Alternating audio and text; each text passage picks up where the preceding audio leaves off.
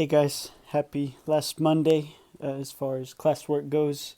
Hope everything's going okay. This video is a little impromptu, and I'm sorry that it's on my phone this time.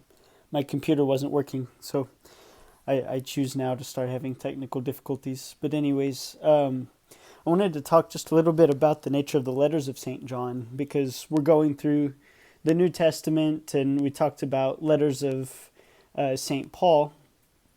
We also have the letters of Peter, which aren't too different. I mean, obviously, it's different personalities written to different people, but they have a lot of the same nature as St. Paul. And then St. James, of course, writing from Jerusalem, has a couple of letters in the New Testament. And then we come to the letters of St. John, which are deeply theological in nature. And why are they so different from the rest? Well, first of all, kind of the place where John is writing from.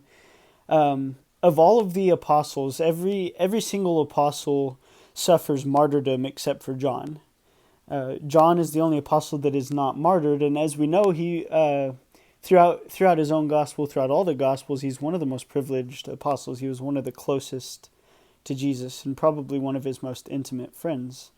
And so, what exactly does John do after the ascension? Well, if you recall on the cross, Jesus says to John and of his mother, "Behold your mother, and mother, behold your son." And from that point on, Scripture tells us John took Mary into his home.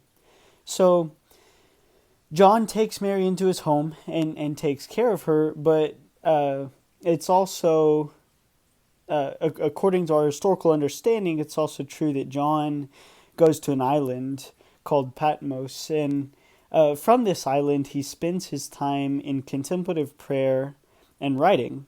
And what is significant about this too is that we have reason to believe that Mary had a significant impact on the writing of John's Gospel. So Jesus' own mother had a lot to do with the writing of John's Gospel.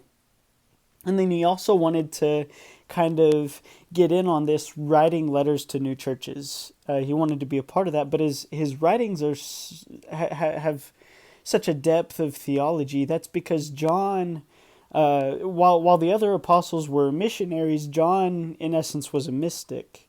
He was kind of like a monk, right? And so this is the first kind of example of Christian monks writing letters to the faithful. So that's where you kind of get the nature of John's writing, and the kind of the spiritual depth of his gospel. So what I would like for you guys to do, keeping this in mind with St. John, I'd like you to look through the letters of St. John and just kind of see what catches your eye. Find something in the letters of John that really sparks your interest, and try to understand it with a theological depth. And then kind of write to me your understanding of the letter. God bless you guys. Let's persevere through this final week, and then we'll have a summer to look forward to. God bless you, and always Christ's peace.